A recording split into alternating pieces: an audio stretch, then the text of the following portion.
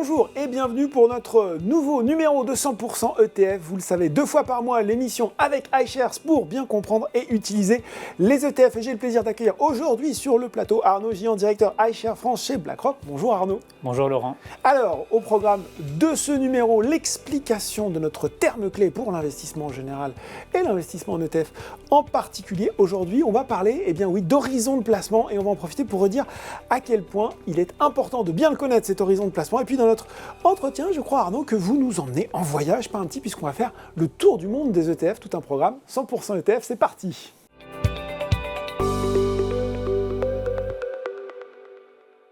Alors notre mot-clé aujourd'hui Arnaud, c'est finalement plus un critère qu'un mot-clé, pas le moindre en tout cas, pour définir sa stratégie d'investissement, c'est l'horizon de placement. Oui, tout à fait. Alors, ce qu'on entend par horizon de placement, c'est vraiment quand est-ce que je souhaite disposer de mon épargne.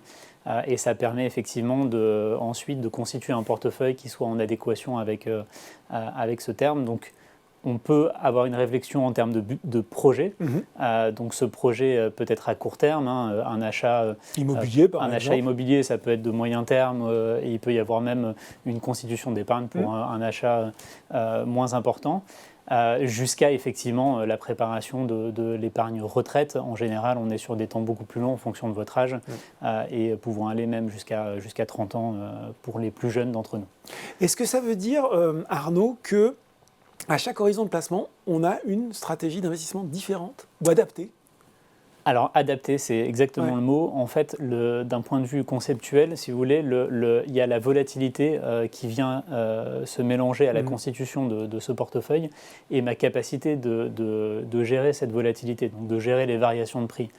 Si j'ai effectivement besoin de cet argent à très court terme, on va bien sûr se positionner sur un portefeuille qui soit plutôt sécurisé, donc avec moins de cette volatilité, et on va tendre plutôt sur des investissements type obligataire dans lequel j'aurai effectivement la capacité de retirer mon argent avec une plus ou moins value, mais plus faible que si j'ai un horizon de placement qui est beaucoup plus long, dans lequel je vais pouvoir supporter des variations, mais qui peut être compensé par effectivement une croissance positive sur du long terme. Lorsqu'on est sur un horizon de 20 ou 30 ans, on peut effectivement avoir beaucoup plus de risques et notamment des participations dans le marché action, qui est plus volatile, mais avec une espérance de rendement plus importante. Voilà, d'où l'importance, encore une fois, de bien le connaître, cet horizon de placement. Justement, on parle d'horizon, on va l'élargir notre horizon avec notre tour du monde des ETF, et c'est maintenant.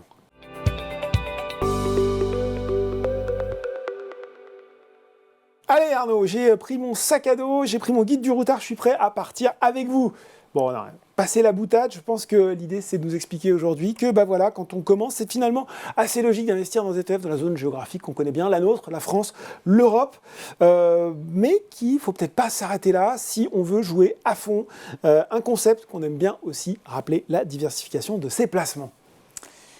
Tout à fait, je pense que c'est un biais totalement naturel de rester dans une zone de confort et je pense qu'on a l'habitude dans l'investissement et notamment par exemple sur le marché immobilier de se dire je connais bien mon marché, je connais limite bien mon quartier. C'est ça. Et donc c'est plus sécurisant en fait d'aller investir effectivement sur quelque chose qu'on maîtrise. Dans l'environnement des produits financiers, les contraintes sont moins présentes. C'est un marché beaucoup plus large et beaucoup plus fluide. Et donc, on peut se permettre effectivement d'aller et d'avoir une diversification géographique que vous évoquez. Alors, pourquoi c'est intéressant, voire même nécessaire ?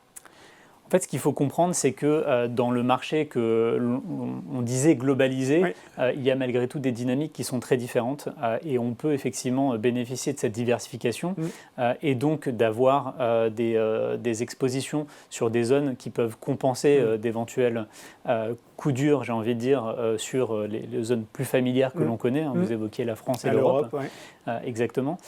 Et j'ai envie de dire que si on rappelle un petit peu les années, notamment Covid qu'on a connu précédemment, on peut effectivement montrer effectivement que ces dynamiques sont très différentes. On a par exemple en 2020 un marché français au travers du CAC 40, cet indice composé des 40 plus grandes entreprises françaises qui affichait une performance de -5. quand son grand rival américain, on va dire, si on peut dire que l'Europe rivalise avec les États-Unis, affichait une performance de 16%, qui est encore inférieure même à la Chine, qui elle avait déjà vu un certain rebond s'enclencher plus rapidement, avec plus 25%. Retournement de fortune, année 2021, très forte progression sur le marché européen avec cette reprise qui était très forte. Donc on avait ces premiers signaux qui nous laissaient l'entendre. Aux États-Unis, on est effectivement encore sur cette poursuite. Donc là, il y avait un petit alignement. Par contre, retournement complet en Chine avec la règle du Covid-0, j'ai envie de dire, ou en tout cas l'arrêt d'une partie de son économie et donc une perte intégrale de ce qu'on avait connu en 2020. Bon, donc des fortunes très diverses. Ouais, on voit bien, on est convaincu de l'intérêt de ce tour du monde. Pourquoi on le fait en compagnie des ETF, ce tour du monde ? Eh bien, la granularité, dans un premier temps, est très forte sur les ETF. Donc ça fait environ 2 à 3 décennies que nous avons des ETF en Europe sur différentes zones géographiques. On a fait évoluer cette gamme avec des expositions qui sont par pays et qui permettent effectivement d'exprimer cette vue. C'est toujours très difficile, notamment quand on sort de notre zone de confort, de connaître exactement les actions chinoises, chaque société. C'est pas simple. Exactement. Donc l'ETF permet de s'exposer à ce régime économique et d'avoir toute la diversification nécessaire pour ces investissements. Bon, alors on a promis un tour du monde, on va le faire. On va faire une première escale en Asie et notamment en Chine. Et tout à fait. Donc la Chine, deuxième marché en termes économiques et en termes capitalistiques. Donc il a énormément évolué d'un point de vue infrastructure.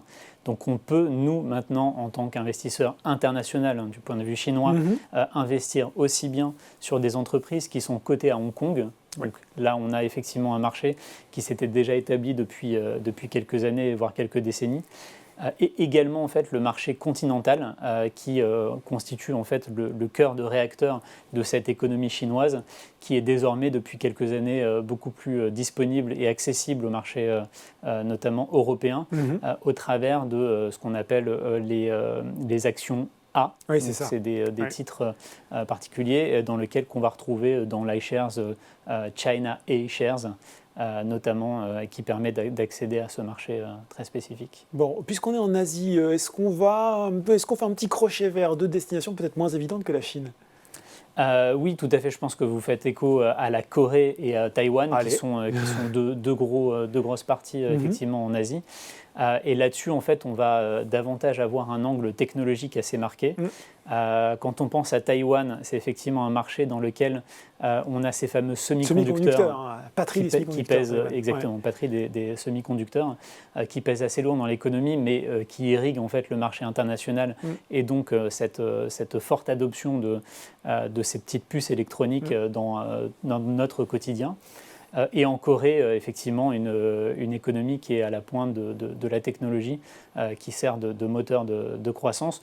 Donc certes, sur cette année 2022, on connaît un peu le sort du segment technologique, on a la remontée des taux qui a pesé sur les performances, mais malgré tout, on a des économies qui sont en avance sur leur temps, d'un point de vue des banques centrales et des actions de banques centrales qui ont été beaucoup plus précoces que les nôtres et donc avec une meilleure capacité à effectivement assouplir les règles et probablement maintenir une croissance plus soutenue que ce qu'on connaît dans les marchés développés. Alors je crois qu'on a donc 2 ETF, c'est ça, sur ces 2 pays, Arnaud ? Exactement. Donc là, la nomenclature est assez simple, c'est le iShares MSCI Corée. Ah, c'est vrai que c'est ça. C'est bien. Et le iShares MSCI Taïwan. Bon, c'est très bien pour ces noms. On est à Taïwan, on prend l'avion, cap sur l'Amérique latine et tiens, pourquoi pas le Brésil ? Très bon choix. Là-dessus, on est sur effectivement un spectre très différent de ce qu'on connaît en Asie, qui sont plutôt en fait des pays exportateurs de produits finis et importateurs de matières premières. Le Brésil est un petit peu l'inverse. On le connaît en fait pour ses ressources naturelles qui sont, se dit en passant, très variées. Il n'y a pas que le pétrole dont ils sont exportateurs, mais effectivement, l'année 2022 a été plutôt bonne, surtout par rapport au reste du marché, grâce au prix des valeurs de matières premières. Oui, c'est exactement.